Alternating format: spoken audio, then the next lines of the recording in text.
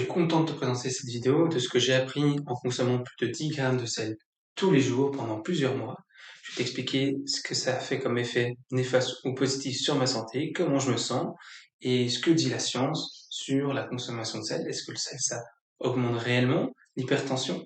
Est-ce qu'il est vraiment déconseillé d'en consommer plus de 5-6 grammes que ce que l'OMS préconise maximum par jour? Tout ça, je vais t'expliquer dans cette vidéo. Dans un premier temps, il faut savoir que nous sommes des êtres salés. C'est-à-dire qu'on transpire de l'eau salée, on pleure de l'eau salée. Il faut savoir que le minéral le plus présent dans le plasma sanguin, tu sais quoi? C'est le sodium. Et le deuxième minéral le plus présent dans le plasma sanguin, c'est lequel? Je te laisse deviner, on parle du sel, évidemment c'est le chlorure. Le sel, c'est du chlorure de sodium. D'où ma question, si c'est un minéral, si le sel est néfaste pour la santé, pourquoi il est tant présent dans le plasma sanguin?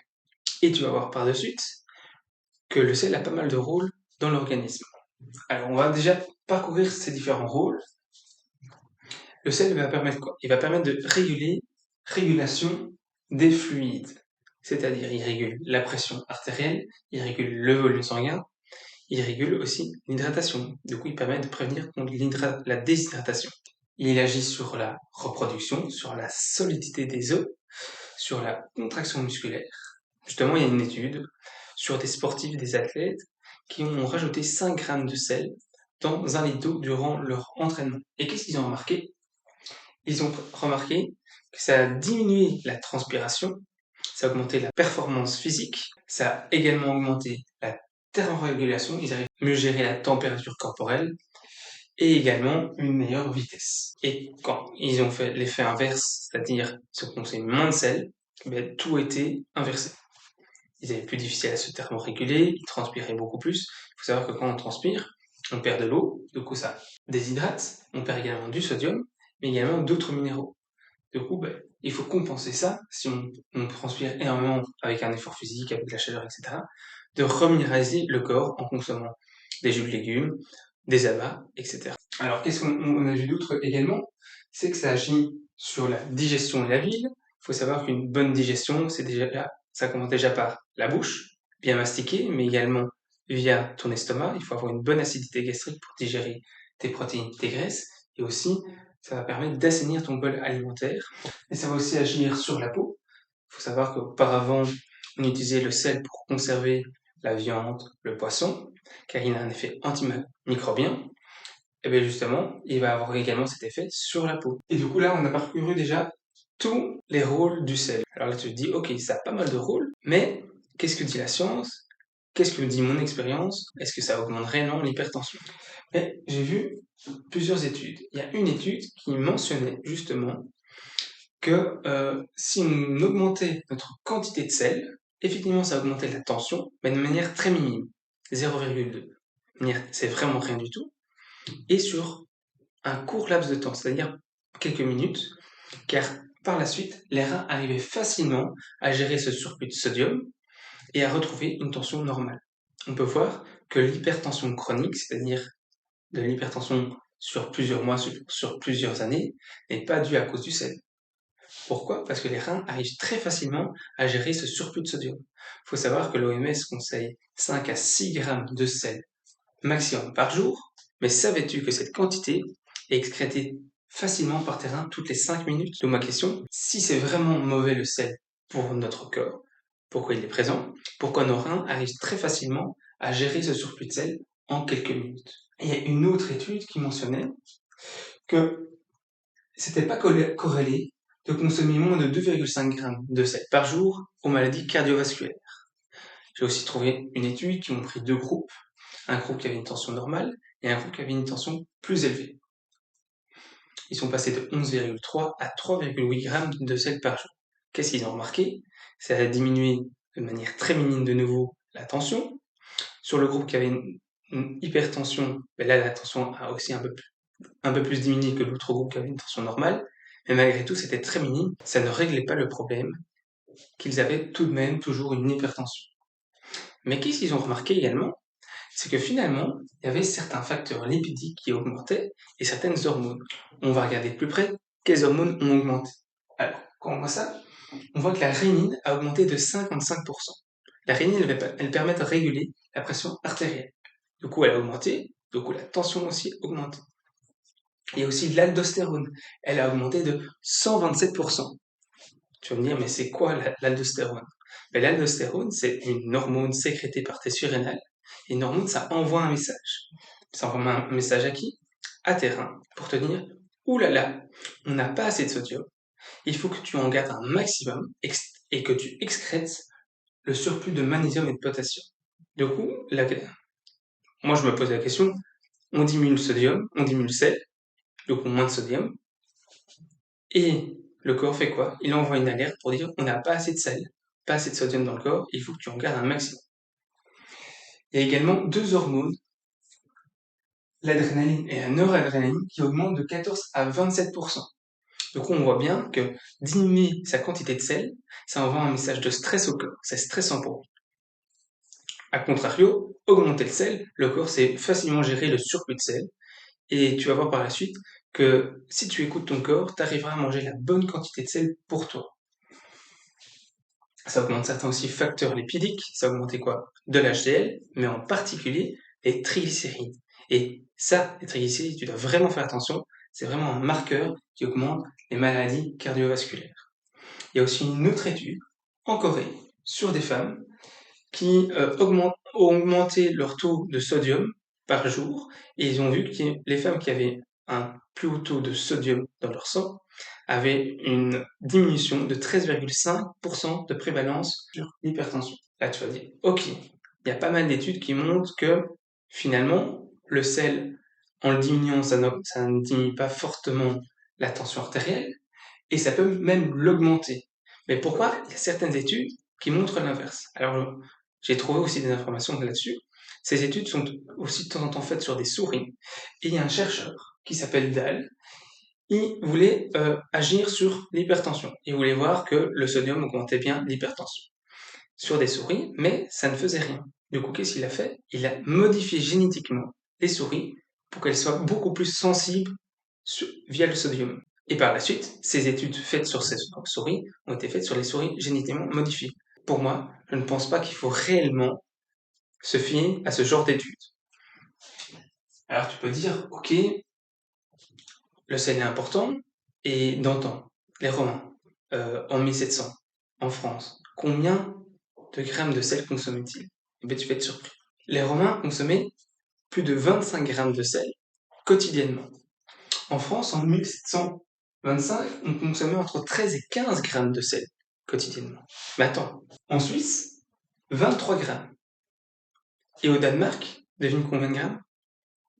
50. 50 grammes. Et comment ça se fait qu'ils avaient ce haut taux de sel par jour? C'est parce qu'ils consommaient de la viande et des poissons qui étaient conservés dans du sel. Il faut savoir que aux États-Unis, depuis 1900, on a fait une politique qu'il faut diminuer un maximum son sel. Ben, figure-toi, les gens, c'est ce qu'ils ont fait, ils ont diminué de plus en plus leur sel, mais il y a eu de plus en plus de maladies cardiovasculaires. Et figure-toi, il y a eu de plus en plus d'hypertension chez les gens. Alors, ce n'est qu'une corrélation, que on a diminué le sel et une augmentation d'hypertension, ça peut être autre chose, mais c'est un indicateur, je trouve, à prendre en considération. Alors maintenant, on va regarder, c'est quoi les symptômes d'un manque de sel? Ben, t'as plus de fatigue, t'as des maux de tête, t'as un brouillard mental, t'as une difficulté à l'effort physique. Ça peut augmenter du coup la tension, comme on a vu. Ça augmente l'insuline également. Il y a même 6 méta-analyses, c'est-à-dire des méta-analyses qui analysent plusieurs études scientifiques pour tirer une conclusion de celle-ci. Là, c'est 6, c'est-à-dire que c'est énorme. Et ils ont vu que finalement, le sel n'augmentait pas de plus de 2 mmHg, c'est l'unité pour mesurer la tension. C'est-à-dire que finalement, ça n'augmente de très très peu la tension artérielle. Ce n'est pas ça qui augmente réellement la tension artérielle, à contrario de ce qu'on pourrait penser finalement. Et ça augmente aussi des hormones, augmentation de certaines hormones, de stress, comme on a vu auparavant, et également augmentation de certains facteurs lipidiques. À faire attention. Comment je me sens? Est-ce que ma tension a réellement augmenté? Bah, figure-toi, je commençais la journée par 5 grammes de sel dans un verre d'eau, avant ma journée, avant mon entraînement physique. j'avais plus d'énergie, mes séances étaient plus intenses, j'arrivais à plus facilement me dépasser, ma tension n'a quasiment pas augmenté, voire pas du tout en fait, parce que j'ai toujours eu une tension normale, même basse, et elle n'a pas changé. Toujours une tension très basse. Donc, j'ai pas des palpitations cardiaques ni rien du tout. C'était une bonne expérience et je vais continuer. Alors, tu vas te demander, ok, c'est bon pour toi, on en consomme combien? Combien de grammes de sel peut-on en consommer par jour? Mais figure-toi, c'est entre 7,5 grammes et 15 grammes de sel tous les jours. Non, chacun est différent. Chacun a un niveau de stress différent. Il faut s'écouter. Et pour s'écouter, il faut réhabiliter tes papilles gustatives au sel. Parce que si tu t'es déshabitué au sel, bah, tout de suite, 1 gramme, ça sera déjà beaucoup trop pour toi. Il faut aller progressivement jusqu'à réhabiliter tes papilles à s'habituer au sucre, au sel, et par la suite, bah, ton corps va facilement réguler. Maintenant, je ne conseille pas ce genre de dosage quand tu as des problèmes rénaux, mais si tu as des reins en bonne santé, tes reins gèrent facilement le surplus de sodium. Alors, il ne faudra pas consommer n'importe quel sel. Tu vas te demander quel type de sel peut-on réellement consommer. Alors, moi, j'éviterai le sel de table, moins d'importance, c'est-à-dire du NaCl. Avec de temps en temps, on rajoute de l'iode ou même des nitrates pour conserver. Nitrates, ça pose problème au niveau de la sphère digestive, en particulier la sphère stomacale. Donc, on va gérer plutôt sur du sel de mer. Parce que le sel de mer, c'est quoi? C'est pas juste du sel, c'est pas juste du NaCl, c'est du NaCl avec d'autres minéraux. Du coup, ça va te permettre de te reminéraliser. Pas de manière si énorme, mais tout de même, c'est déjà très intéressant. Alors, on va plutôt sur du sel de mer. Mais tu vas dire, à cause de l'être humain, les océans sont pollués, remplis de microplastiques. Quel sel contient le moins de microplastiques? Eh bien, je suis tombé sur plusieurs études qu'une youtubeuse parcourait, et on voyait qu'en fait, c'était, à contrario de ce qu'on pourrait penser, c'est le sel de Guérande qui contient le moins de microplastiques par rapport à d'autres sels, dont le sel de l'Himalaya. Alors, le sel de Guérande, on va plutôt sur du gros sel et pas de la fleur de sel. Pourquoi? Parce que le microplastique flotte plutôt à la surface, et la fleur de sel, on va la récolter à la surface. Alors que le gros sel, mais c'est plutôt au fond de la mer. Alors maintenant, tu sais quel sel consommer, la quantité de sel consommer, et tu sais également que le sel ne cause pas d'hypertension, et si tu n'as pas de problème rénal, tu peux y aller, tes reins vont gérer facilement ce surplus. Maintenant, j'aimerais bien te parler d'un dernier point, le rapport entre le sel et le sucre. Alors, il faut savoir que le sel, lui, a un système rétroactif négatif, c'est-à-dire, plus tu consommes de sel, moins ton corps aura envie de sel, parce qu'il est négatif. Parce qu'à un certain moment, il va dire, ok, stop, j'ai ma dose de sel, ça va pas stimuler de la dopamine ou quoi que ce soit, pour demander plus, plus, plus. Alors que le sucre, lui, il a un système rétroactif positif, et plus tu en consommes, plus tu auras envie d'en consommer. J'ai fait l'expérience, je me suis désintoxiqué du sucre, j'ai réglé la cause, c'est principalement mes bactéries qui demandaient ce sucre. Mais cette addiction, elle revient très vite. J'ai été à un brunch récemment, j'ai mangé du sucre, ça me coûtait pas du tout, j'étais écœuré, mais comme c'était limité, j'étais un peu plus tenté à tout de même prendre un peu plus de sucrerie. Au bout de la troisième, quatrième portion, ben, j'avais toujours envie finalement de sucre. Et le lendemain, j'en avais envie. Et on peut voir aussi, c'est ce que j'ai lu dans un livre, tu pourras retrouver toutes les études scientifiques dans la description également sur le livre, tu vas aller plus en détail. Et il mentionnait quoi? Que si tu augmentais ta dose de sel de plus de 10 grammes par jour, ça diminuait fortement ton envie de sucre. Du coup, pour les gens qui ont du mal à diminuer leur envie de sucre, ben, tu sais que tu peux augmenter ton apport de sel. Maintenant, ne me crois pas, expérimente comment tu te sens en augmentant progressivement ton sel. Est-ce que tu te sens mieux? Est-ce que tu arrives à plus facilement faire de l'effort physique? Est-ce que tu es moins fatigué? Tu as moins de brouillard mental? Faut juste s'écouter, chacun est différent, faut toujours individualiser pour soi, et par la suite tu verras quelle quantité te convient le mieux, et maintenant tu sauras qu'il ne faudra pas diaboliser le sel. Porte-toi bien et à ton bientôt.